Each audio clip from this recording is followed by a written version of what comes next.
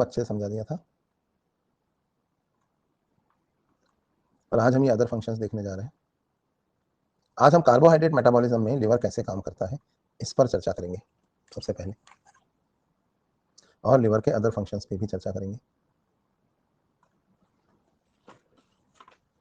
Bile वाले functions हो गए थे, तो चलिए फंक्शंस ऑफ लिवर हमारा टॉपिक है, और आज हम बात करने जा रहे हैं सबसे पहले कार्बोहाइड्रेट मेटाबॉलिज्म में।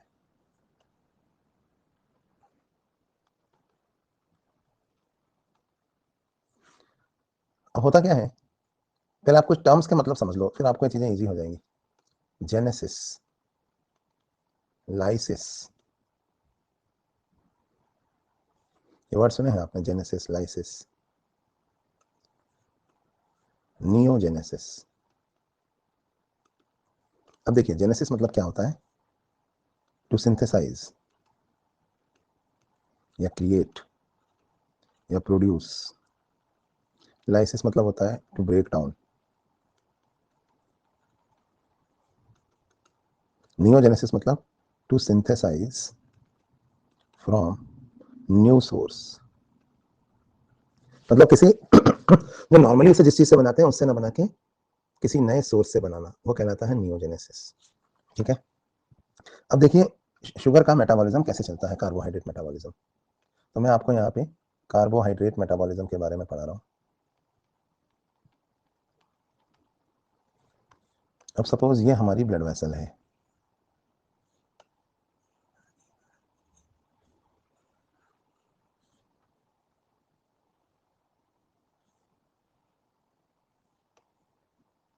अभी हमारी ब्लड वेसल है,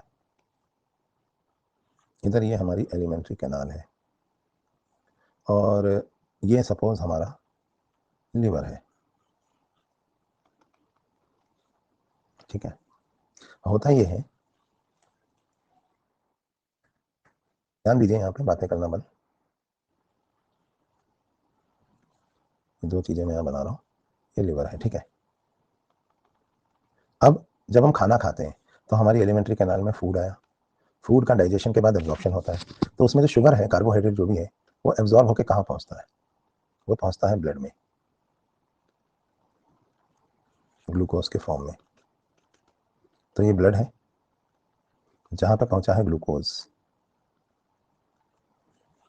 ठीक है। इधर हमारी बॉडी के जो सेल्स होते हैं, बॉडी सेल्स, इनको भी तो ग्लूकोज चाहिए होता है। तो दो हार्मोन है, इंसुलिन और ग्लूकागॉन। ये कैसे काम करते हैं देखिए, जो ग्लूकोज है उसको सेल्स तक पहुंचाने का काम करता है इंसुलिन। आइलैंड ऑफ लैंगरहैंस से निकलने वाला ये हार्मोन है इंसुलिन। इंसुलिन हार्मोन ब्लड से ग्लूकोज को खींचकर सेल्स तक पहुंचाता है। इस सेल्स इस ग्लूकोज का ऑक्सीडेशन करते हैं और इसकी वजह से एनर्जी मिलती है उनको। इंसुलिन के अलावा आइलैंड ऑफ लैंगरहैंस के ही अल्फा सेल्स, इंसुलिन तो बीटा सेल्स सिक्रेट करते हैं, वो एक ग्लूकागॉन नाम का हार्मोन भी सिक्रेट करते हैं। ये ग्लूकागॉन क्या करता है वो भी बताऊंगा, पहले इंसुलिन के काम देख लीजिए। अगर ब्लड में एक्सेस शुगर हो रही है तो इसको ले जाकर लिवर में,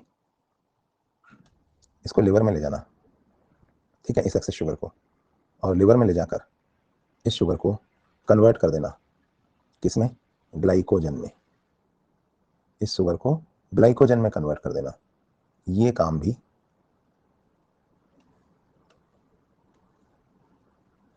इंसुलिन का ही होता है। तो इंसुलिन ये दो काम कर रही है देखिए, और ये ग्लूकोज को ग्लाइकोजन में जो कन्वर्ट कर रही है ना इंसुलिन, इसे पता है क्या कहा जाता है, इसे कहते हैं ग्लाइकोजेनेसिस, यानी ग्लाइकोजन बनाना, और ग्लाइकोजन बना के ये इसे स्टोर कर लेती है। ठीक है। अब अगर है ना आपने खाना नहीं खाया, हर वक्त अपन खाते रहते नहीं है, तो अगर आपने खाना नहीं खाया तो उसके बाद ब्लड में ग्लूकोज लेवल गिरने लगा, तो ये जो ग्लाइकोजन लिवर में स्टोर है ना, इसको वापस ग्लूकोज में कन्वर्ट करके, इसको वापस ग्लूकोज में कन्वर्ट करना, यानी ग्लाइकोजन का ब्रेक डाउन, ये काम को करता है दूसरा हार्मोन। दूसरा हार्मोन जिसका नाम था ग्लूकागॉन। तो ग्लूकागॉन ने जो ये काम किया है यहाँ पे, इस काम को हम कहते हैं ग्लाइकोजिनोलाइसिस, ग्लाइकोजन का लाइसिस। तो आपको ग्लाइकोजेनेसिस और ग्लाइकोजिनोलाइसिस समझ में आए। ग्लूकोज का को ग्लाइकोजन में कन्वर्ट करना तो सिंथेसिस हो गया, और ग्लाइकोजन को तोड़ना किसमें, वापस ग्लूकोज में, ये होता है ग्लाइकोजिनोलाइसिस। लेकिन भाइयों बहनों, अगर ग्लूकोज मतलब लिवर का ग्लाइकोजन रिजर्व डिलीट हो जाए, डिप्लीट हो जाए, खत्म हो जाए, और आप अभी भी खाना नहीं खा रहे, ध्यान से सुनिए, आप अभी भी खाना नहीं खा रहे, ब्लड में ग्लूकोज गिर रहा था, तो जो लिवर में स्टोर था ना एक्सेस ग्लूकोज ग्लाइकोजन के फॉर्म में, वो ग्लूकागॉन ने तोड़ के वापस दे दिया। अब लिवर का ग्लाइकोजन भी खत्म हो गया। अब अगर लिवर का ग्लाइकोजन भी खत्म हो गया तो अब ब्लड में ग्लूकोज कहां से लाए? तो अदर सोर्सेस जैसे अमीनो एसिड्स, फैटी एसिड्स, इनको भी कन्वर्ट करेंगे हम। अदर सोर्सेज हैं जैसे अमीनो एसिड है, फैटी एसिड्स हैं, इनको भी ग्लाइकोजन मोटिवेट करता है कि तुम लोग भी ना ग्लूकोज में कन्वर्ट हो जाओ। ये काम भी ग्लूकागॉन करता है। तो ये काम तो ग्लूकागॉन कर ही रहा है, ये वाला काम भी ग्लूकागॉन कर रहा है। ये बात समझ में आई आपको? और इंसुलिन के दो काम समझ में आए। एक तो सेल्स को मोटिवेट कर रहा है ब्लड से ग्लूकोज निकालने के लिए, मतलब इंसुलिन का एक ही काम है, ब्लड में ग्लूकोज का लेवल घटाना है, चाहे कैसे घटाना पड़े, ब्लड में ग्लूकोज का लेवल घटाना है। ग्लाइकोजन का काम है ब्लड में ग्लूकोज का लेवल बढ़ाना है, चाहे कहीं से भी लाए। तो ये क्या करता है, अदर सोर्सेज जैसे अमीनो एसिड और फैटी एसिड, इनसे हम ग्लूकोनियोजेनेसिस करते हैं, यानी हम नए सोर्सेज से ग्लूकोज बना रहे हैं। क्या ये बात समझ में आ रही है आपको? इसको हम कहते हैं ग्लूकोनियोजेनेसिस। अच्छा, अदर सोर्सेज में मैंने आपको लिवर में एक चीज पढ़ाई थी, आपको याद होगा, लिवर में जब फैटीग आता है तो क्या बनता है, बहुत सारा लैक्टिक एसिड। ये तो बनता है लिवर में नहीं, सॉरी मसल्स में। तो मसल्स में जो लैक्टिक एसिड बन रहा है फैटीग आने के बाद, इस लैक्टिक एसिड को भी कन्वर्ट करते हैं अपन किसमें, ग्लाइकोजन में। ये काम ताकि बाद में से ग्लूकोज बनाया जा सके, ये काम भी कौन करता है, ये काम भी करता है ग्लूकागॉन। तो आपको ग्लूकागॉन के काम समझ में आए, इधर इंसुलिन के काम समझ में आए।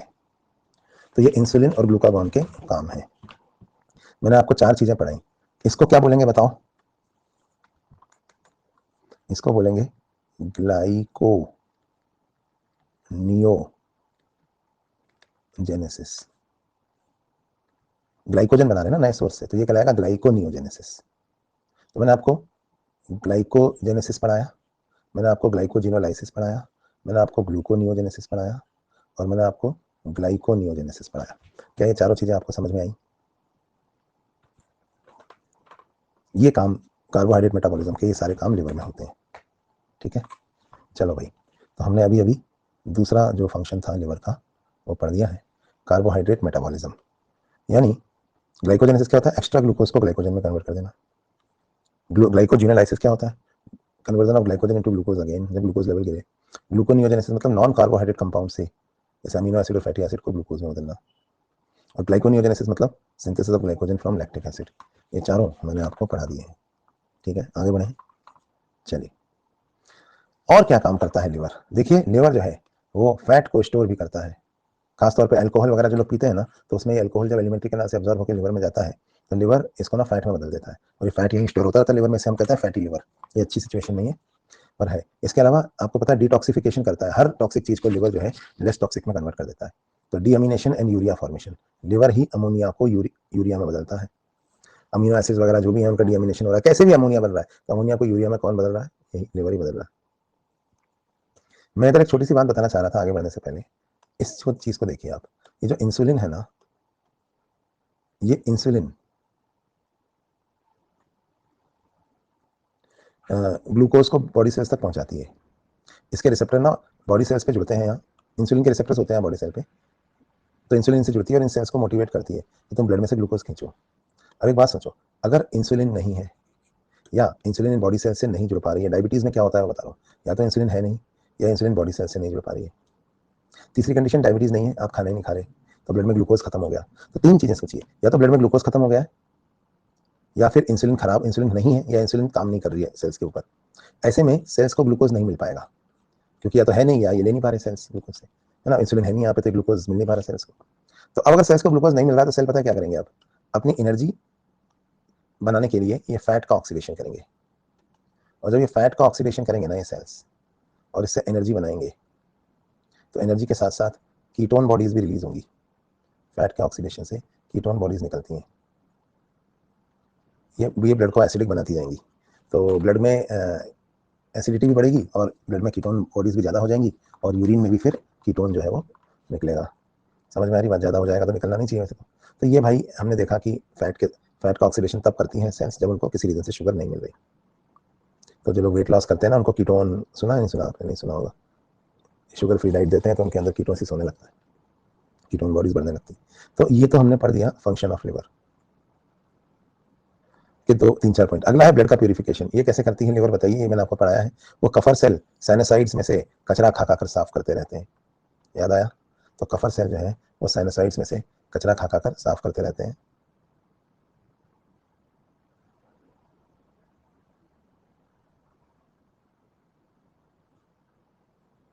अगली चीज सिंथेसिस ऑफ प्लाज्मा प्रोटीन। सभी प्लाज्मा प्रोटीन लिवर ही बनाता है। हमको पता होगा हमारी बॉडी के सारे प्रोटीन्स लिवर में ही बनते हैं एक्सेप्ट एंटीबॉडीज। प्रोटीन सारे जो है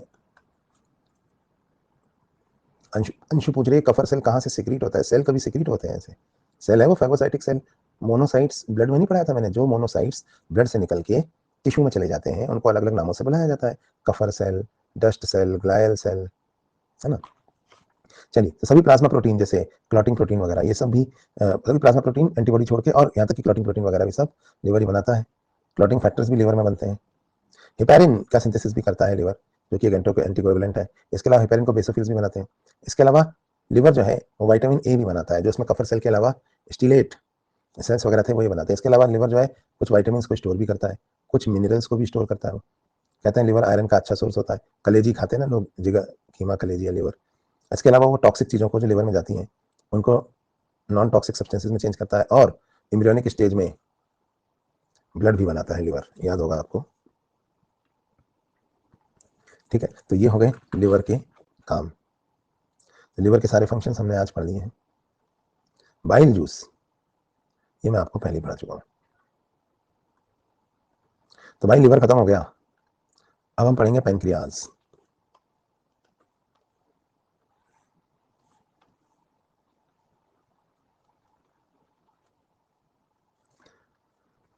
चलो, तो पेनक्रियाज के बारे में बात करते हैं। आपको तो पता है कि जैसे ये हमारा स्टमक है,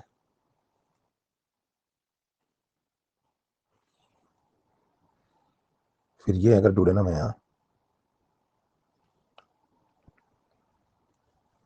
तो पेनक्रियाज कुछ इस तरह से है यहाँ। पेनक्रियाज को पेनक्रियाज क्यों कहते हैं? स्वीट ब्रेड पेनक्रियाज, मतलब कुछ शुगर मेटाबॉलिज्म से रिलेटेड था ये। पेनक्रियाज का ये पार्ट इसका हेड कहलाता है, ये बॉडी और ये पीछे वाला टेल। टेल यहाँ स्प्लीन के टच हो रही होती है। तो आपको तो पता है कि लिवर से के नीचे जो गॉल ब्लैडर है वहां से बाइल डक्ट आएगा या पेनक्रियाटिक डक्ट आएगा। डायग्राम मैंने आपको पहले भी दिखाया था। आज मैं इस पेनक्रियाज के बारे में आपको बताता हूँ कि ये किसका बना हुआ होता है। दरअसल अगर हम पेनक्रियाज के बारे में बात करें तो पेनक्रियाज एंडोक्राइन और एक्सोक्राइन दोनों तरह का है, तो मिक्स ग्लैंड बोलते हैं इसको। इसके दो हिस्से होते हैं पेनक्रियाज के, एक तो होता है इसका एक्सोक्राइन पार्ट और एक होता है इसका एंडोक्राइन पार्ट। अभी दिखाऊंगा दोनों पार्ट। एक्सोक्राइन पार्ट जो है वो करीब करीब 99% होता है और एंडोक्राइन पार्ट सिर्फ 1% होता है।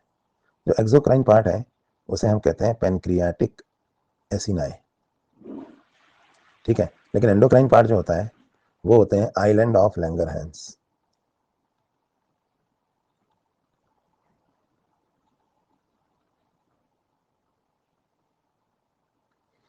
तो पेनक्रियाटिक एसिनाई क्या होते हैं वो भी देख लेते हैं और आइलैंड ऑफ लैंगरहैंस क्या होते हैं वो भी देख लेते हैं।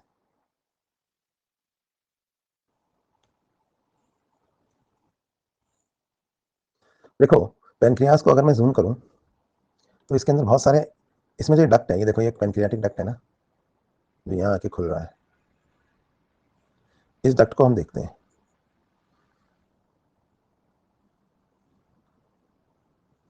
इसमें और भी चीज आके खुल रही है। तो एक तो इसमें एसिनाई है, पेनक्रियाटिक एसिनाई।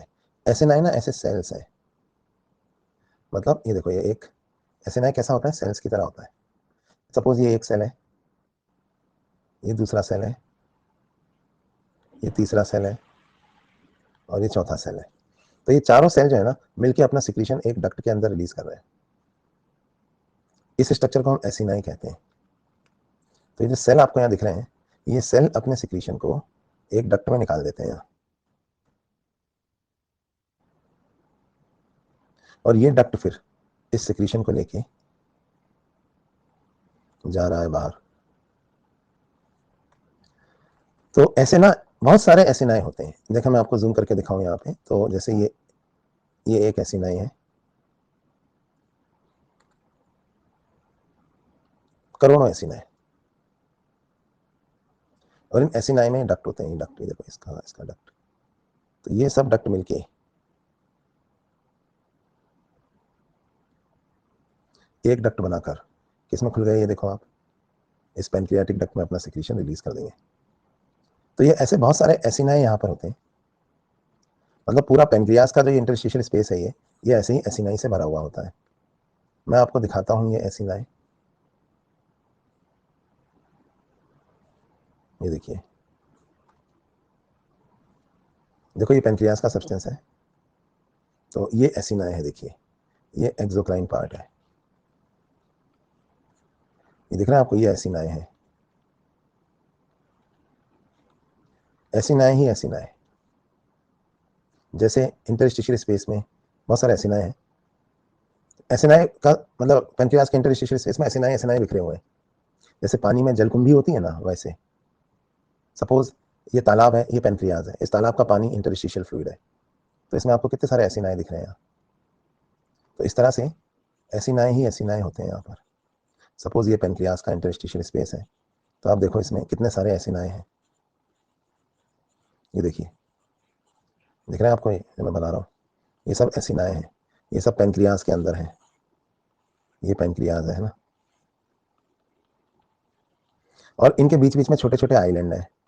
एक आइलैंड यहाँ है, एक आइलैंड यहाँ है, ये छोटे छोटे आइलैंड है, इनको हम कहते हैं आइलैंड ऑफ लैंगरहैंस।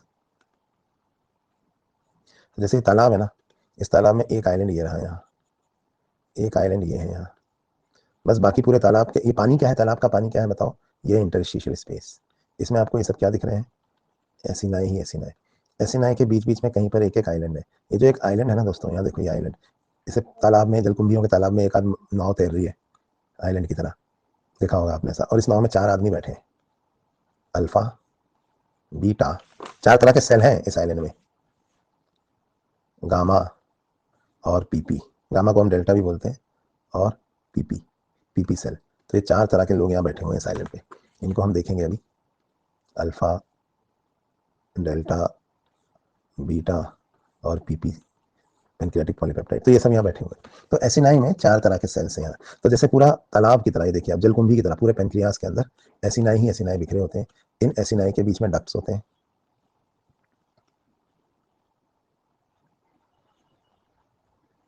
ये देखिए सब डक्ट्स इसी में आके खुल रहे हैं, और ये पेनक्रियाटिक डक्ट है। समझ में आई बात। तो ये एसिनाई क्या सिक्रीट करते हैं, ये एसिनाई ना एंजाइम सिक्रीट करते हैं, और क्योंकि इनके पास डक्ट है, तो ये देखो ये ना, ये डक्ट, ये पेनक्रियाटिक डक्ट में खुल रहे हैं सब। तो ये एसिनाई सब एंजाइम सिक्रीट करते हैं। तो पेनक्रियाटिक एसिनाई का काम होता है, दे सिक्रीट डाइजेस्टिव एंजाइम्स।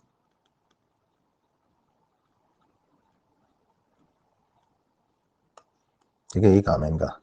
जबकि आइलैंड ऑफ लैंगरहैंस जो है, इसके अंदर 4 तरह के सेल्स होते हैं। एक होते हैं अल्फा सेल।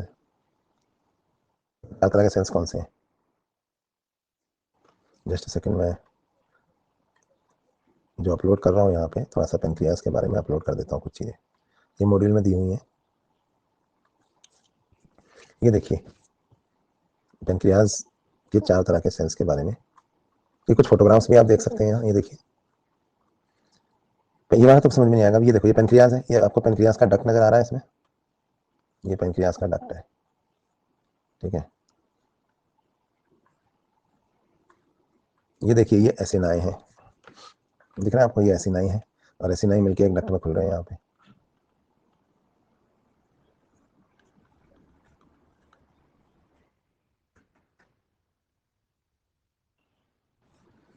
ठीक है,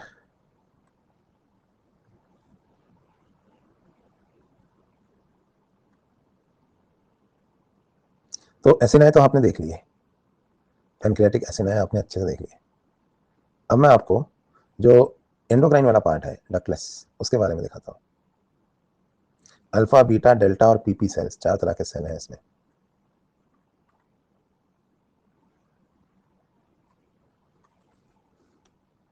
तो चारों तरह के सेल बना लेते हैं। PP cell, alpha cell, beta cell और डेल्टा सेल। अब इसमें जो पीपी सेल होते हैं, इनका काम पता क्या होता है? ये कंट्रोल करते हैं डाइजेस्टिव एंजाइम के सिक्रीशन को, यानी एक्सोक्राइन वाले पार्ट को। इनका काम यही है। जबकि अल्फा सेल जो है, ये रिलीज करते हैं ग्लूकागॉन। जो बीटा सेल है, वो रिलीज करते हैं इंसुलिन। और डेल्टा सेल का काम होता है अल्फा और बीटा सेल को कंट्रोल करना। डेल्टा सेल इन दोनों ही तरह के सेल्स को कंट्रोल करते हैं कि कितना इंसुलिन रिलीज होगा और कितना ग्लूकागॉन। इंसुलिन क्या करता है पता है? ग्लूकागॉन क्या करता है? वो ब्लड में शुगर बढ़ाता है, और इंसुलिन जो है वो ब्लड में शुगर यानी कि ग्लूकोज, उसे घटाता है। ये इनके काम है। बाकी पीपी सेल इसको कंट्रोल करता है, और ये जो हमारे डेल्टा सेल है वो अल्फा और बीटा को कंट्रोल करते हैं। ये बात समझ में आई? तो ये तो 4 तरह के सेल हो गए और इनके काम हो गए। ये आइलैंड ऑफ लैंगरहैंस कहाँ है? बीच बीच में है, ये तालाब की तरह तैर रहे हैं। किसमें? एसिनाई के समुद्र में। देखा ना आपने, एसिनाई के समुद्र में ये आइलैंड्स तैर रहे हैं ऐसे। आपको एक पेनक्रियास का कट सेक्शन दिखाता हूँ तो और मजा आएगा आपको। ये देखिए, अगर मैं पेनक्रियास, पहले तो ये देखिए, ये वाला डायग्राम आपको समझ में आ रहा होगा। इस डायग्राम में हमने इतना सा एरिया जूम कर लिया, ये देखो इतना सा, इसको जूम करते हैं और यहाँ बनाते हैं। तो इतना सा एरिया जूम किया तो इतने सारे क्या दिख रहे हैं आपको? ये है एसिनाई। सभी एसिनाई अपना डक्ट बनाकर,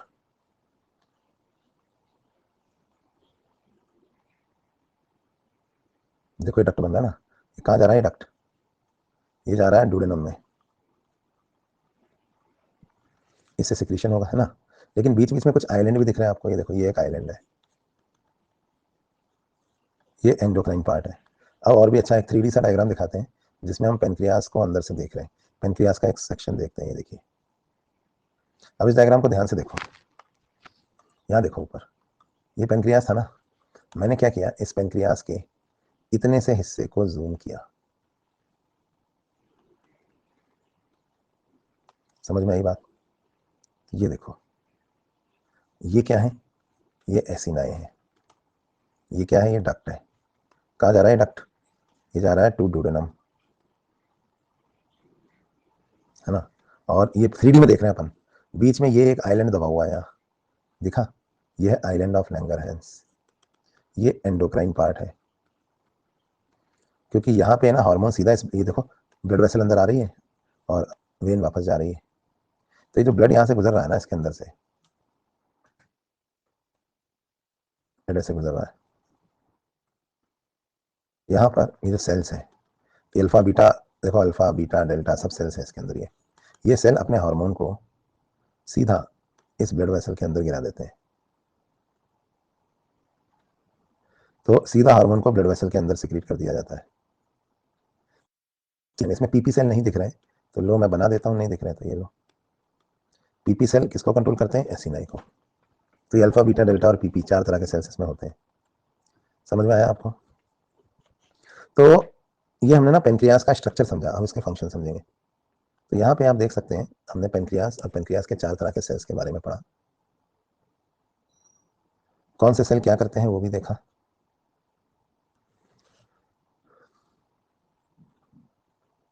ठीक है, तो अब हम पेनक्रियास, और पेनक्रियास का ऑरिजिन क्या है कोई पूछ ले तो याद रखिए एंडोडर्मल इन ऑरिजिन होता है।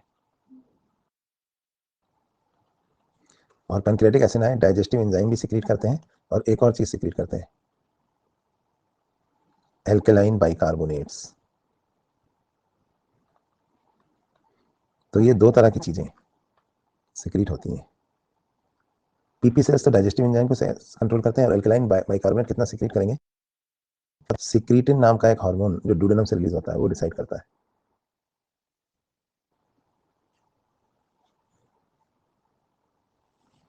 ठीक है, तो ये एक सिक्रीटिन हार्मोन है। तो भाई ये तो हो गए इन हार्मोन्स के बारे में बात, इन पेनक्रियास के बारे में बात। एंडोडर्मल मतलब होता है, यार कैसे बताऊं, एम्ब्रियोलॉजी में पढ़ाऊंगा, 3 जर्म लेयर होती हैं, एक्टोडर्म, मेसोडर्म और एंडोडर्म।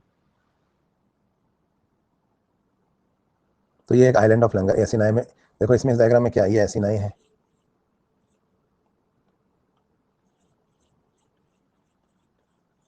इनके बीच में एक आइलैंड दिख रहा है आपको, ये तो डायग्राम समझ में आया आपको, जैसे ये एसिनाई दिख रहे हैं यहाँ, इनके बीच में यहाँ पे एक आइलैंड होगा ये।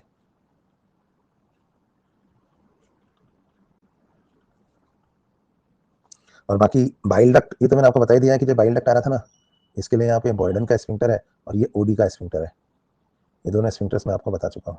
और ये पेंक्रियाटिक डक्ट और बाइल डक्ट दोनों मिलकर खुलते हैं यहाँ पे hepato pancreatic ampulla of water में, ठीक है।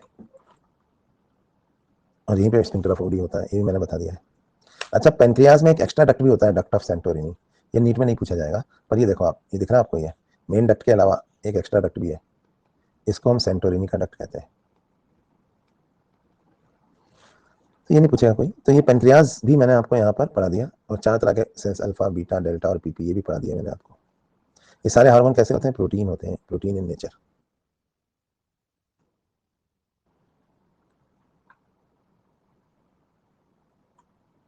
अब पेंक्रियाज से निकलने वाले पेंक्रियाटिक जूस के बारे में पढ़ते हैं कि जो पेंक्रियाज पेंक्रियाटिक जूस सिक्रीट करता है उसमें क्या क्या होता है, ठीक है। तो ये मैंने आपको यहाँ पेंक्रियाज का स्ट्रक्चर पढ़ा दिया, उसके अलग अलग हिस्से भी बता दिए।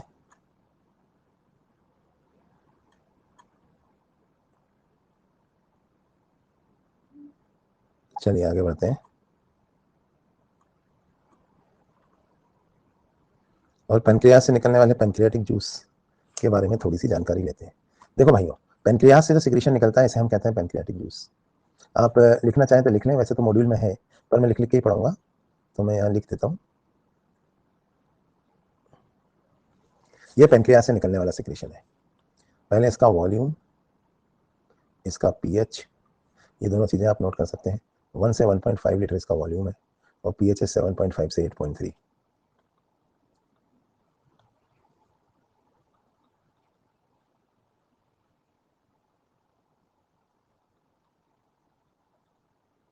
रोज इतना पेंक्रियाटिक जूस रिलीज होता है, ठीक है। पेंक्रियाटिक जूस के कंपोजिशन के बारे में बात करते हैं। तो जो लिक्विड पार्ट है इसके अंदर और solid part, liquid is water जो कि 98% है, सॉलिड है सिर्फ 2%, इसमें आते हैं सॉल्ट्स और एंजाइम्स।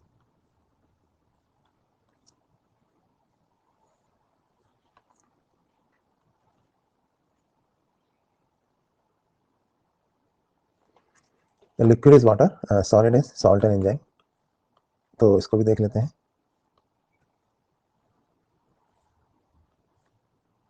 वाटर तो वाटर ही है, सॉल्ट और एंजाइम में क्या क्या है, इसमें दोस्तों 2 चीजें हैं, एक तो एंजाइम और एक सॉल्ट्स।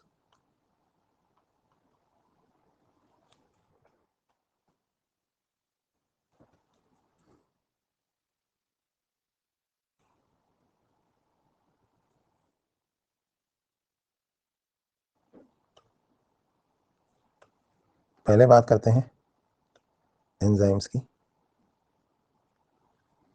और सॉल्ट्स के बारे में तो आपको पता ही है, बाइकार्बोनेट्स होते हैं इसमें। क्या पर्पज होता है इन बाइकार्बोनेट्स का, जो एसिडिक काइम आ रहा है उसको न्यूट्रलाइज करना,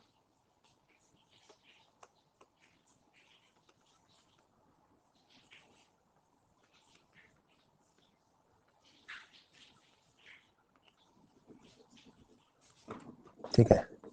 तो ये किसके रिस्पॉन्स में,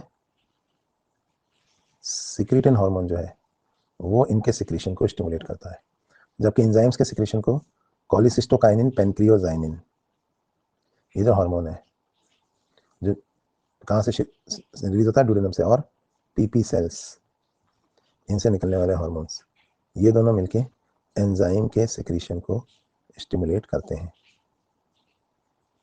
ठीक है। तो एंजाइम क्या क्या है, अब एंजाइम के बारे में भी सुन लो भाई। ऐसा है ना, 4 मेन चीजें होती हैं फूड की, बताओ कौन कौन सी, कार्बोहाइड्रेट, प्रोटीन, फैट, और एक चौथी चीज आप कह सकते हो न्यूक्लिक एसिड। फूड में ये 4 चीजें हैं जिनका डाइजेशन होना है। तो फॉर कार्बोहाइड्रेट्स फॉर प्रोटीन, चारों के डाइजेशन के लिए यहाँ से एंजाइम निकलेंगे। फॉर डाइजेशन ऑफ लिपिड्स और न्यूक्लिक एसिड्स।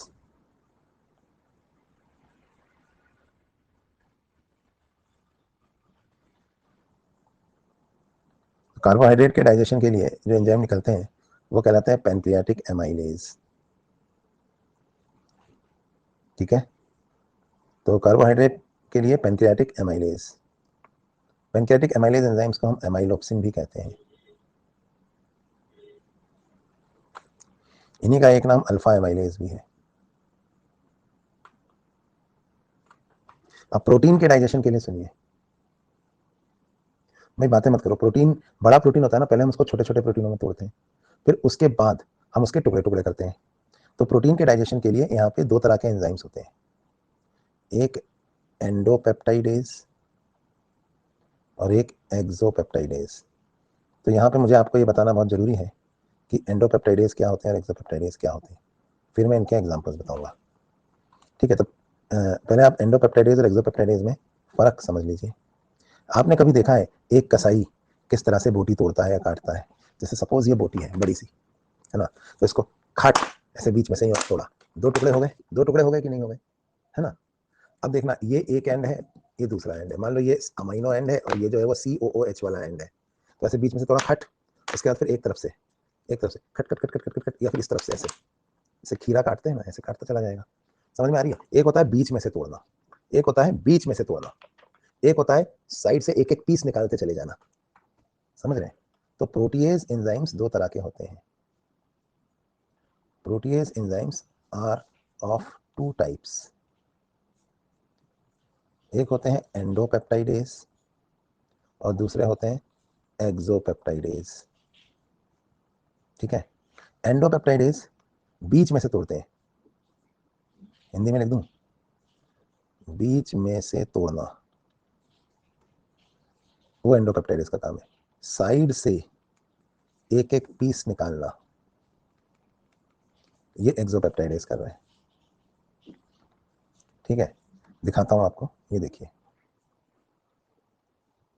यहां ध्यान दीजिए, ये एक बड़ा सा अमीनो एसिड था, ये देखिए, ये एक बड़ी सी अमीनो एसिड थी, दिख रही है आपको? ये सपोज ये एक अमीनो एसिड की चेन है, प्रोटीन है, ये बड़ा सा प्रोटीन, लार्ज प्रोटीन। तो इस लार्ज प्रोटीन को स्मॉल प्रोटीन्स में यहां से अपन ने तोड़ दिया बीच में से। ये काम किसने किया? ये काम किया एंडोपेप्टाइडेज ने। अब इसके बाद हमारे पास क्या हो गया? दो स्मॉल प्रोटीन हो गए, एक इधर वाला और एक इधर वाला। अब इधर देखो, इसमें अमाइनो ग्रुप है, इधर देखो ये COOH ग्रुप है, ये दिख रहा है ना आपको? तो समझते हो ना अमाइनो, तो अमाइनो पेप्टाइडेज फिर इस तरफ से काटेंगे एक एक करके, कैसे? ऐसे देखो, एक एक अमीनो एसिड निकालते जाएंगे, और कार्बोक्सी पेप्टाइडेज इस तरफ से काट के एक एक अमीनो एसिड निकालते जाएंगे। तो अमाइनो पेप्टाइडेज और कार्बोक्सी पेप्टाइडेज ये दरअसल क्या है? ये है एक्सोपेप्टाइडेज, क्योंकि ये साइड से तोड़ रहे हैं। एक कार्बोक्सी पेप्टाइडेज जिस तरफ COOH ग्रुप होता है उस तरफ से तोड़ रहा है, अमाइनो पेप्टाइडेज जिस तरफ अमाइनो ग्रुप होता है उस तरफ से तोड़ रहा है, पर बीच में से कौन तोड़ रहा है? एंडोपेप्टाइडेज। समझ में आई बात? तो एंडोपेप्टाइडेज क्या करते हैं?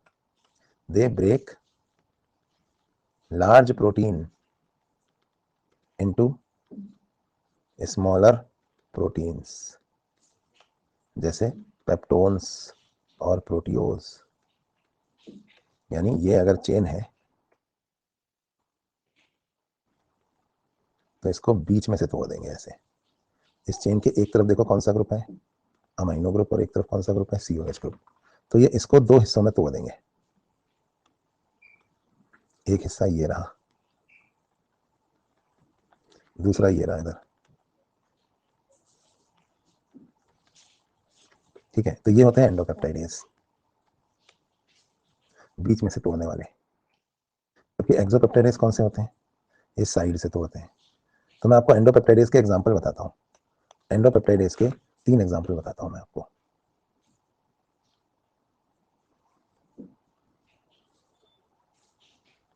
पहला एग्जांपल, स्टमक में मिलता है हमें पेप्सिन। समझ में आई बात? Works in acidic pH. दूसरा है ट्रिप्सिन, और काइमोट्रिप्सिन। ये कहाँ मिलते हैं? पैनक्रियाटिक जूस में।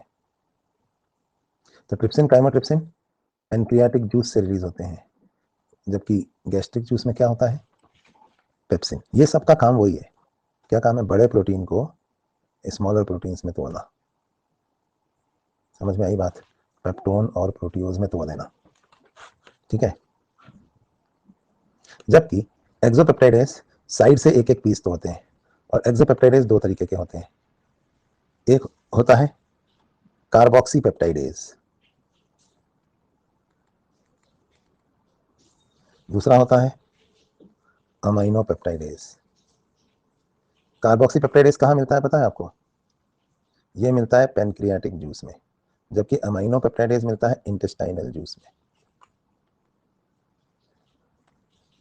इंटेस्टाइनल जूस को हम सकस इंटेरिकस भी कहते हैं। तो अब आपको प्रोटीएज एंजाइम्स के बारे में बात पता चली। प्रोटीन डाइजेस्टिंग एंजाइम दो तरह के हैं। तो पहले तो आप बड़े बड़े बड़े प्रोटीन को दो छोटे प्रोटीनों में तोड़ दोगे, फिर उनको एक एक तरफ से काट के क्या अलग करते जाओगे? एक एक एक एक अमाइनो एसिड। ये अमाइनो एसिड तो फिर एब्जॉर्ब होंगे, तो डाइजेशन के बाद एब्जॉर्प्शन होता है, तो एब्जॉर्प्शन के लिए हम ये कर रहे हैं, ठीक है।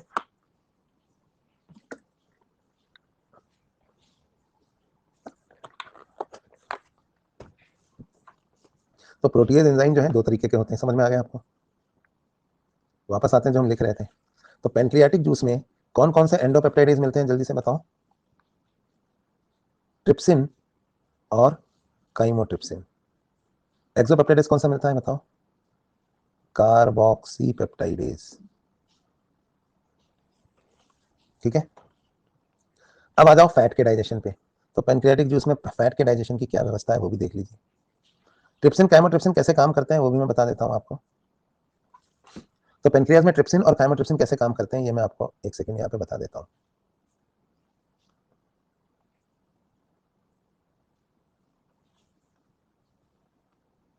तो when food reaches the duodenum, pancreatic juice is released in response to CCK secreted by duodenum। Pancreatic juice के दो चीजें हैं। क्या क्या चीजें हैं पैनक्रियाटिक जूस में? एक तो ये देखो, सॉल्ट्स एंड एंजाइम्स है और वाटर है। चलो फोकस करते हैं एंजाइम्स पे, क्योंकि सॉल्ट्स का काम तो मैंने आपको बता दिया। सॉल्ट्स तो ये एंजाइम्स पे फोकस करते हैं। तो प्रोटीन डाइजेस्टिव एंजाइम्स पे फोकस करते हैं अपन।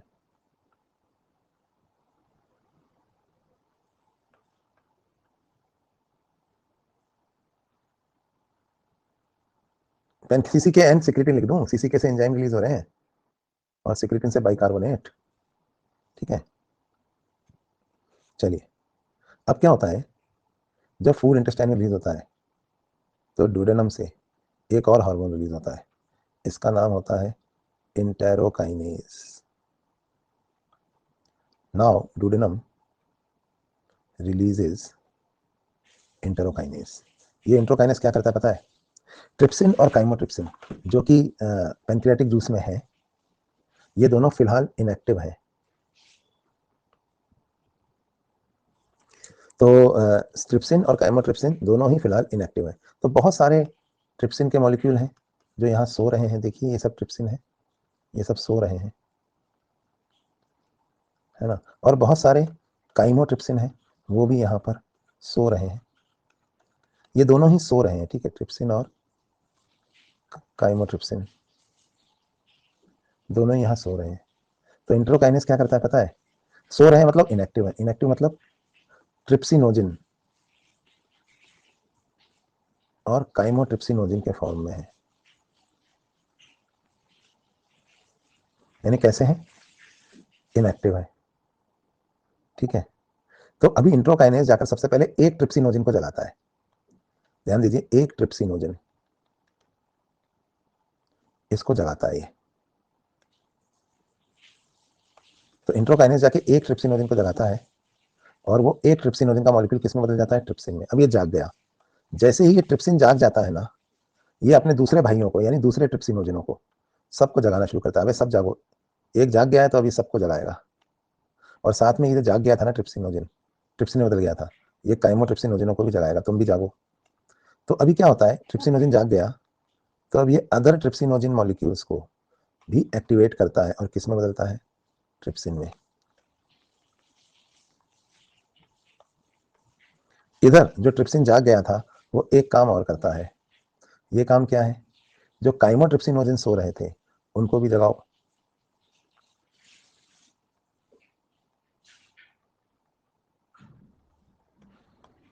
तो जो काइमोट्रिप्सिनोजन सो रहे थे उनको भी ये जो ट्रिप्सिन अब जाग गया है ये किस में बदल देता है, काइमोट्रिप्सिन में। तो ये हो गया एक्टिवेट। अब ट्रिप्सिन और काइमोट्रिप्सिन क्या करते हैं पता है, ये एंडोपेप्टाइडेज है, तो ये तोड़ते हैं लार्ज प्रोटीन्स को पेप्टोन और प्रोटीओज में। ये काम कौन कर रहा है, ये और ये, ठीक है। इधर ट्रिप्सिन एक काम और करता है भाइयों, जो कार्बोक्सी पेप्टाइडेज था वो भी प्रो फॉर्म में था, यानी कि वो कैसे था, प्रो, ये एंडोपेप्टाइडेज है, प्रो कार्बोक्सी पेप्टाइडेज। ये ट्रिप्सिन प्रो कार्बोक्सी पेप्टाइडेज को भी किस में बदल देता है, कार्बोक्सी पेप्टाइडेज में। ये प्रो कार्बोक्सी पेप्टाइडेज भी कार्बोक्सी पेप्टाइडेज में बदल जाता है। और ये कार्बोक्सी पेप्टाइडेज पता है क्या करता है, पेप्टोन और प्रोटीन से क्या निकालने लगता है, अमीनो एसिड्स, एक तरफ से इनको तोड़ तोड़ के।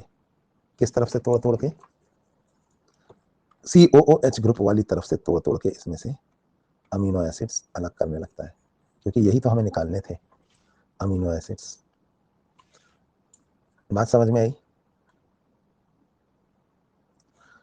ट्रिप्सिन और काइमोट्रिप्सिन एंडोपेप्टाइडेज हैं, जबकि कार्बोक्सी पेप्टाइडेज एक्सोपेप्टाइडेज है ना। यानी यहां पर जो एक्शन हो रहा है वो एंडोपेप्टाइडेज कर रहे हैं, और ये वाला काम जो है ये कौन कर रहा है, ये एक्सोपेप्टाइडेज है। यही तो बताया था।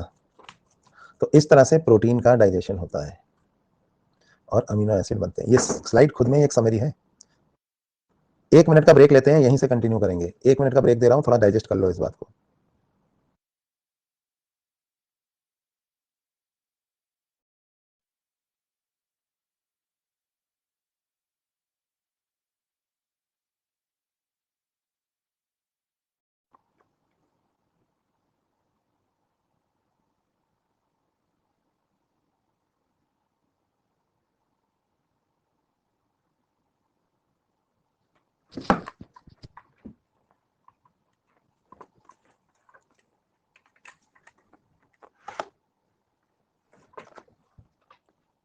आवाज आ रही भाई।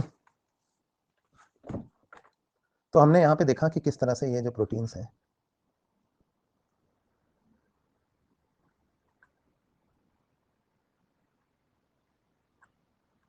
प्रोटीन का डाइजेशन कैसे होता है वो हमने पढ़ लिया। चलो तो वापस आते हैं, और मैंने आपको एक्सोपेप्टाइडेज और एंडोपेप्टाइडेज कैसे काम करते हैं वो बताया, प्रोटीन का डाइजेशन कैसे होता है वो बताया, है ना। अब आ जाओ फैट डाइजेस्टिंग एंजाइम्स पे, कि भाई फैट कैसे डाइजेस्ट होता है। जो फैट डाइजेस्टिंग एंजाइम्स होते हैं ना, इनको भाइयों बहनों हम कहते हैं स्टीएप्सिन।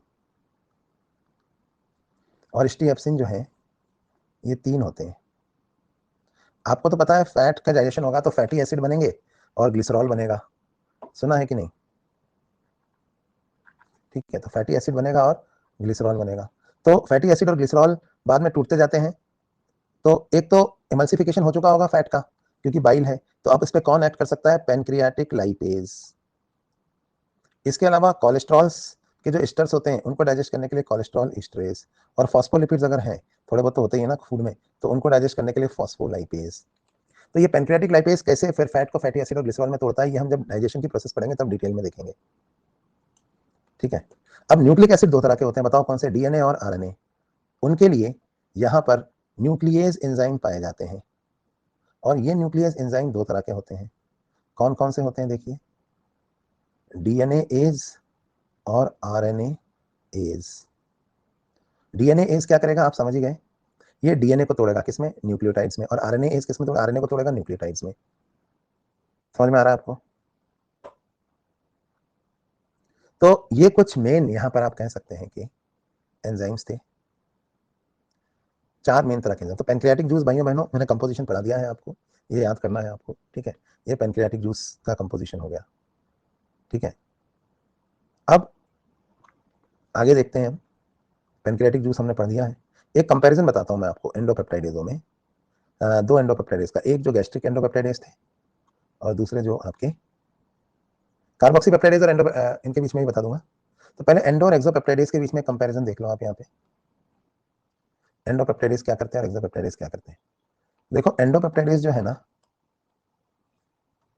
ये प्रोटीन तोड़ने वाला एंजाइम है जो क्लीव करता है प्रोटीन बॉन्ड को with in the protein molecule, यानी अंदर से तोड़ता है। और ये क्या करता है एक्सोपेप्टाइडेज, ये एक सिंगल अमीनो एसिड को तोड़ता है at terminal end of the protein. Endopeptidase का एग्जांपल देखो पेप्सिन, ट्रिप्सिन और काइमोट्रिप्सिन। एक्सोपेप्टाइडेज का एग्जांपल देखो कार्बोक्सीपेप्टाइडेज और अमीनोपेप्टाइडेज, ठीक है ना। एंडोपेप्टाइडेज के और भी एग्जांपल्स हैं, जैसे इंट्रोकाइनेज भी इसी का एक एग्जांपल है, और एक्सोपेप्टाइडेज में डाइपेप्टाइडेज भी आते हैं। इसमें क्या बनेगा दोस्तों, इसमें बीच में से तोड़ेंगे ना बड़े प्रोटीन को तो पेप्टाइड चेनें बनेंगी छोटे प्रोटीन, यहाँ पर एक सिंगल अमीनो एसिड या मोनोमर बन जाएगा। दोनों में फर्क समझ में आ गया आपको, एक्सोपेप्टाइडेज और एंडोपेप्टाइडेज में। तो ये हो गया एक्सो और एंडोपेप्टाइडेज के बीच का डिफरेंस। तो हमने ये डिफरेंस भी पढ़ लिया है।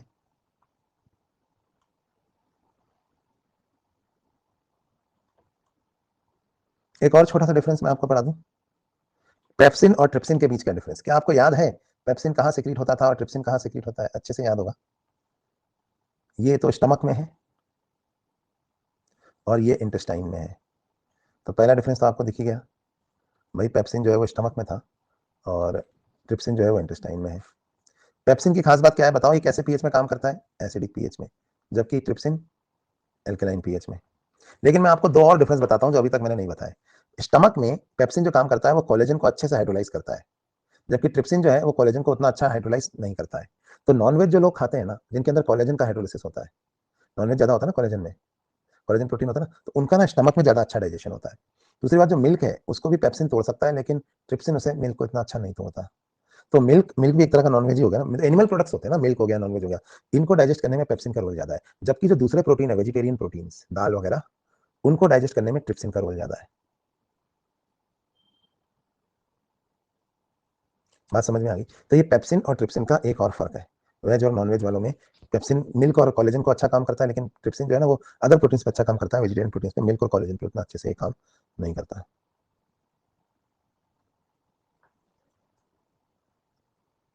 चलिए, तो ये हो गया यहाँ पे पेप्सिन और ट्रिप्सिन के बीच का फर्क। तो भैया हम लोगों ने एलिमेंट्री कैनाल का स्ट्रक्चर और उससे रिलेटेड एंडोक्राइन ग्लैंड्स पढ़ लिए हैं। अब इसके बाद जो हमारा अगला टॉपिक होगा वो होगा मैकेनिज्म ऑफ डाइजेशन, कि कौन सा एंजाइम कैसे काम करता है। उससे पहले हम थोड़ा सा आरआरआर कर सकते हैं। तो चलो, मैकेनिज्म ऑफ डाइजेशन शुरू करने से पहले हम अब तक हमने जितनी एनसीईआरटी पढ़ी है उतने का आरआरआर कर लेते हैं, ठीक है। फिर बाद में देखेंगे हम मैकेनिज्म ऑफ डाइजेशन कि कैसे अलग अलग हिस्सों से किस तरह से डाइजेशन होता है। पढ़ेंगे डाइजेशन को। फिर एक छोटी सी बात बता दूं डाइजेशन के बारे में, फिर आरआरआर करेंगे। डाइजेशन दो तरीके का होता है, एक होता है मैकेनिकल डाइजेशन और एक होता है केमिकल डाइजेशन। मैकेनिकल डाइजेशन में हम क्या करते हैं, मैकेनिकल ब्रेकडाउन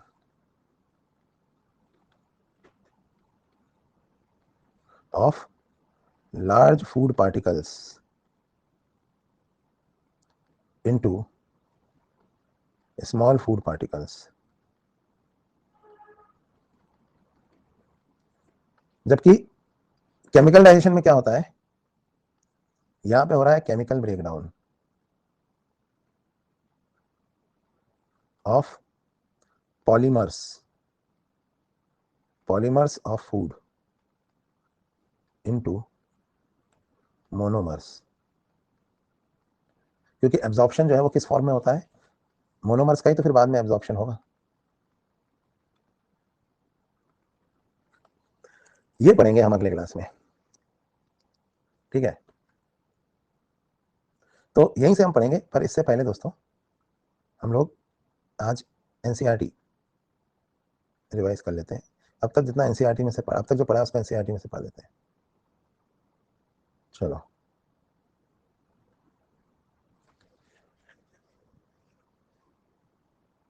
कुछ किया था क्या हमने एनसीईआरटी में से? अभी तक कुछ भी नहीं किया, तो आज ही शुरू करेंगे। चलो, तो ये तो यूनिट 5 की इंट्रोडक्शन है, इसके बारे में पढ़ जाना। कॉर्टा, इसने ऑर्गन ऑफ कॉर्टा एक खोजा था कान के अंदर, है ना, ये हम नर्वस सिस्टम में पढ़ेंगे, ये पढ़ के जाना। तो हमारा टॉपिक है डाइजेशन एंड एब्जॉर्प्शन। भाई फूड जो है वो एक तरह की बेसिक रिक्वायरमेंट है सभी लिविंग ऑर्गेनिजम्स की, ये तो आपको पता ही है। तो क्योंकि food is the basic requirement of all living organisms, जो मेजर कंपोनेंट होते हैं फूड के वो क्या है? वो है, देखिए, कार्बोहाइड्रेट, प्रोटीन और फैट। विटामिन और मिनरल जो है ये सब माइक्रो कंपोनेंट्स है, स्मॉल क्वांटिटीज में रिक्वायर्ड होते हैं। फूड का फंक्शन क्या होता है? फूड जो है हमको एनर्जी प्रोवाइड करता है और ऑर्गेनिक मटेरियल देता है हमको ग्रोथ और रिपेयर के लिए टिश्यूज की, प्रोटीन वगैरह के फॉर्म में। वाटर जो हम लेते हैं ये बड़ा इंपॉर्टेंट रोल प्ले करता है मेटाबॉलिक प्रोसेसेस में। तो वाटर का काम क्या है? मेटाबॉलिक प्रोसेसेस में रोल प्ले करता है और पानी को डिहाइड्रेट होने से बचाता है। मतलब हम बाहर से पानी इसलिए लेते हैं ताकि हमारे शरीर के अंदर जो वाटर की क्वांटिटी है वो कांस्टेंट बनी रहे। अगली बात, जो बायो मैक्रो मॉलिक्यूल होते हैं हमारे फूड के, यानी बड़े वाले, वो अपने ओरिजिनल फॉर्म में हमारा शरीर यूटिलाइज नहीं कर सकता। हमको उन पॉलीमर्स को मोनोमर्स में तोड़ना है, they have to be broken down. इस प्रोसेस को हम डाइजेशन कहते हैं। मतलब converting the conversion of complex food substance into simple absorbable forms is called as digestion. इसको कौन कैरी आउट करता है? हमारा digestive system, by mechanical and chemical methods. अब जनरल ऑर्गेनाइजेशन क्या होती है डाइजेस्टिव सिस्टम की, वो हम यहाँ पे देखेंगे। दो मेन चीजें हैं हमारे डाइजेस्टिव सिस्टम में, एक तो एलिमेंट्री कैनाल और दूसरा है उससे एसोसिएटेड ग्लैंड्स। तो आइए सबसे पहले एलिमेंट्री कैनाल पर चर्चा करते हैं। अगर हम, मैंने आपको ना पूरी एनसीईआरटी हाईलाइट करके दिए, इसलिए दिए कि ये जो हाईलाइटेड पोर्शन है ना, यही आपको रिवाइज करना है मेनली, इसमें से क्वेश्चन आते हैं, ठीक है। तो ये एनसीईआरटी हाईलाइट करी हुई है। चलिए, फिर भी मैं बाकी चीजें समझाने के लिए अंडरलाइन कर रहा हूँ यहाँ पे। एलिमेंट्री कैनाल बिगिन होती है विद एन एंटीरियर ओपनिंग जिसे कहा जाता है माउथ, और लास्ट में क्या होती है उसमें? एनस। माउथ जो है वो बकल कैविटी में खुलता है, जिसको हम ओरल कैविटी भी कहते हैं, ठीक है।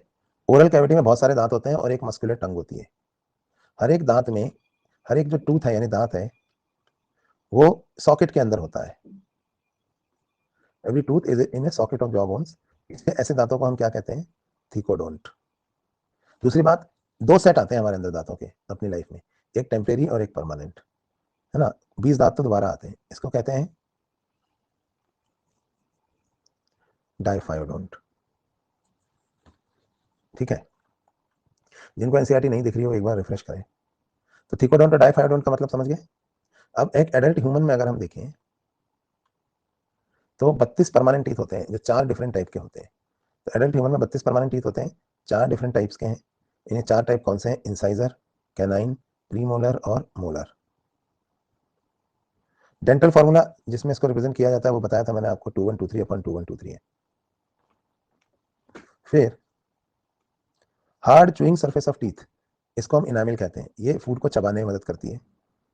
टंग जो है वो फ्रीली मिक्स करती रहती है फूड को, जब फूड में हम सलाइवा मिला के उसे चबा रहे होते हैं तो उस समय टंग जो है वो फ्लोर से अटैच होती है, विद जीभ के नीचे अकॉर्ड होती है ना फ्लोरेलम, उससे टंग फ्लोर से अटैच होती है। और टंग की ऊपर वाली सरफेस पे ना पेपिला होते हैं, उभार, पेपिला मतलब ही उभार होता है, जिन पर कुछ टेस्ट बड्स पाए जाते हैं जिससे टंग के अंदर टेस्ट की सेंसेशन आ सकती है, ठीक है। अब इसके बाद ओरल कैविटी किसमें खुलती है? ओरल कैविटी एक छोटे से फेरिंग्स में खुलती है, जो फूड और एयर का एक कॉमन पैसेज है। अब ईसोफेगस और ट्रैकिया दोनों ही फेरिंग्स में खुलते हैं। एक कार्टिलेजिनस फ्लैप है जिसे कहा जाता है एपिग्लॉटिस, ये फूड की एंट्री रोकता है ग्लॉटिस में, क्योंकि ये विंड पाइप के ऊपर होता है।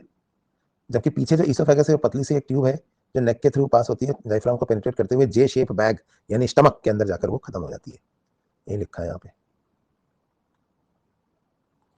और स्टमक और ईसोफेगस के जंक्शन पे एक स्फिंक्टर होता है जिसको हमने गैस्ट्रो ईसोफेजियल जंक्शन कहा, गैस्ट्रो ईसोफेजियल स्फिंक्टर, ये रेगुलेट करता है ईसोफेगस की ओपनिंग स्टमक में।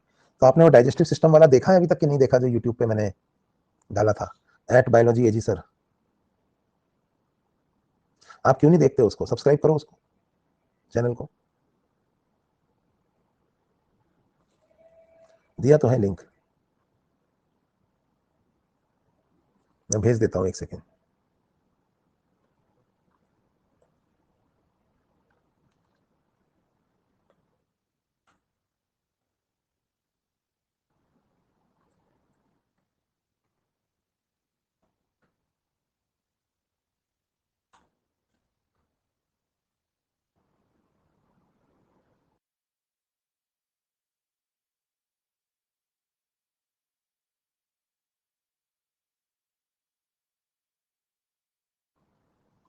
चलो, घंटी घंटी दबाने की जरूरत नहीं है, पर यहाँ पे आप इस चैनल पे देख लेना, मैंने पिन किया है इसको, जल्दी से एक बार लिंक को आप ले सकते हो, यहाँ से आप ये लिंक ले सकते हैं। जी हाँ दोस्तों, लाइक शेयर और सब्सक्राइब करें, वीडियो को अंत तक देखें और दोस्तों हमें सपोर्ट करें, शेयर चैनल को दूसरे लोगों तक भी पहुँचाएं वगैरह वगैरह वगैरह। चलो, ये लिंक दिया मैंने यहाँ, तो तुम फ्रॉड लोगों के चैनलों को सब्सक्राइब कर सकते हो, है? जो लोग अपने नाचते हुए वीडियो डाल रहे हैं, बकवास कर रहे हैं, उनके चैनलों को तुम सब्सक्राइब करते हो। फ्रॉड लोगों के, कोई भी ब्लॉग दे रहा है, नाच रहा है, गा रहा है, काम के चैनल को नहीं करोगे। चलो ये करो अभी, ये तो शराब दे दूंगा, और गुरु का शराब खाली नहीं जाता कभी, ये फ्रॉड लोगों के शराब खाली जाएंगे। चलो, नया तरीका है, सब्सक्राइब कर वरना शराब दे दूंगा। चलो आगे बढ़ते हैं, और मैं आपको बता रहा था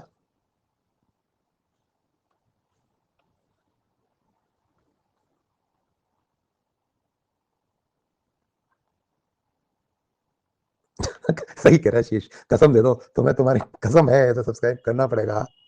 इमोशनल करने लगा, कसम दे दो, नहीं करोगे तो तुम्हारा, ये क्या बात हुई। चलो चलो, मैं लिंक हटा रहा हूँ यहाँ से, तुम्हें एम्स की कसम, एम्स न्यू दिल्ली की। अच्छा पढ़ो, चलो यहाँ ध्यान देते हैं। तो ये गैस्ट्रोइसोफेजियल जंक्शन है, प्लीज क्राई, अब रोके दिखाऊं तभी करोगे तुम, ऐसे नहीं करोगे ऐसा। बच्चों, मैंने आज तक तुमसे कुछ नहीं मांगा, आज क्रांति आएगी, सैलाब आएगा। अबे वो बाजीगर पिक्चर में ना शाहरुख खान ने बोला था ऐसे, मदन चोपड़ा सैलाब आएगा। अरे साला पिक्चर देख देख के तुम यहाँ पे बच्चों बेवकूफ बना रहे हो, ये कोई तरीका होता है?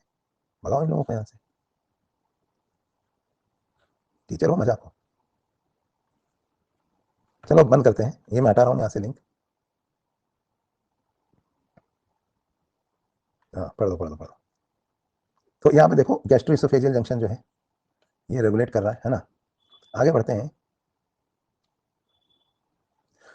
स्टमक जो लोकेटेड होता है अपर लेफ्ट पोर्शन में एब्डोमिनल कैविटी के, इसके चार मेजर पार्ट्स हैं। देखो कौन कौन से चार मेजर पार्ट्स हैं, कार्डिया, फंडस, बॉडी और पाइलोरस। ठीक है, ये चारों पार्ट मैंने आपको बताया था, हालांकि इन्होंने ये नहीं बताया, हाँ दिखाएं, देखो यहाँ पे, ये देखो ये वाला पार्ट जो है ना, ये पार्ट कार्डिया है, दिखा आपको, जबकि ये पार्ट फंडस है। अब ये पार्ट जो है वो बॉडी है, और ये लास्ट वाला पार्ट जो है वो पाइलोरस है। कार्डिया, फंडस, देखो ये पार्ट बॉडी है और ये पार्ट पाइलोरस है। ठीक है, कार्डिया, फंडस, बॉडी और पाइलोरस। एक स्फिंक्टर यहाँ है, गैस्ट्रोएसोफेजियल स्फिंक्टर, एक यहाँ है जिसको हम कहते हैं पाइलोरिक स्फिंक्टर। ठीक है, तो पाइलोरिक पोर्शन किसमें ओपन होता है? First part of small intestine में। ठीक है, फिर स्मॉल इंटेस्टाइन के तीन रीजन होते हैं, एक डुडेनम है, सी शेप छोटा सा, उसके बाद एक लंबा कॉइल्ड मिडिल पोर्शन जेजुनम है, और हाईली कॉइल्ड इलियम है। तो याद रखना, सबसे कॉइल्ड कौन होती है, तो आंसर आएगा इलियम। समझ में आ रही है बात? डुडेनम तो छोटा सा है, सी शेप्ड है, लंबा कॉइल्ड जेजुनम, लेकिन हाईली कॉइल्ड होता है इलियम। फिर opening of the stomach into the duodenum is guarded by pyloric sphincter, ये भी मैंने आपको बता दिया पाइलोरिक स्फिंक्टर क्या है। बाद में इलियम जो है लार्ज इंटेस्टाइन में खुलती है, जिसके तीन पार्ट होते हैं, सीकम, कोलोन और रेक्टम। ठीक है, अच्छा सीकम के बारे में सुन लीजिए। सीकम एक ब्लाइंड सैक है जिसमें कुछ सिम्बायोटिक माइक्रो ऑर्गेनिजम्स रहते हैं। ठीक है, ये हमारे ये क्या करते हैं, विटामिन सिंथेसाइज करते हैं, बताया था ना मैंने आपको। और जो हर्बीवोरस एनिमल्स होते हैं, खरगोश वगैरह, गाय भैंस, उनके अंदर यहाँ पे सेलुलेज प्रोड्यूसिंग बैक्टीरियाज भी पाए जाते हैं, क्योंकि उनमें तो डाइजेशन ऑफ सेलुलोज भी होता है, जो कि हमारे अंदर नहीं होता है। इधर सीकम के नीचे अपन ने एक छोटा सा ट्यूबुलर प्रोजेक्शन निकाला था, जिसको हमने कहा था अपेंडिक्स।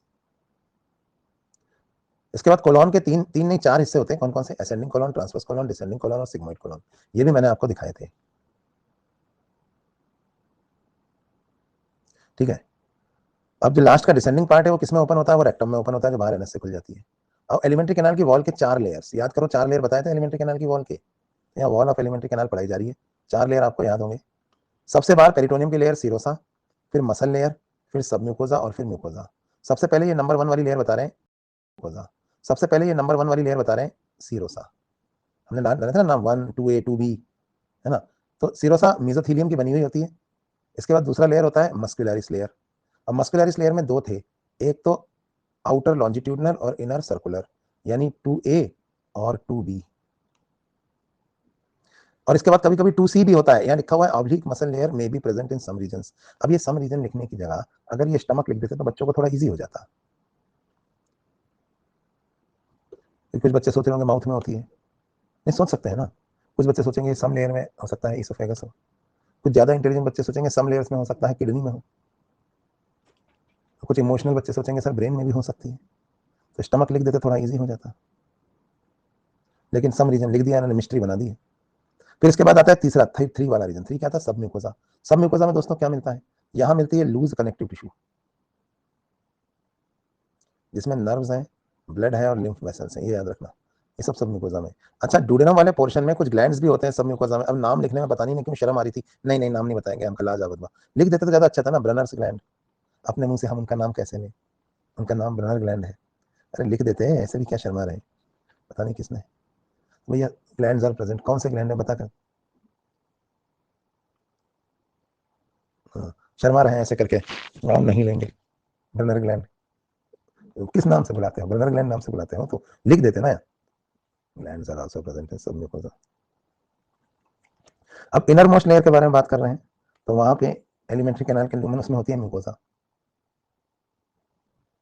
कुछ लोग तो शुरू हो गए। हाँ, यहाँ ध्यान दो। अब म्यूकोजा में देखो इरेगुलर फोल्ड्स होते हैं, जिन्हें क्या कहा जाता है? रुगेई।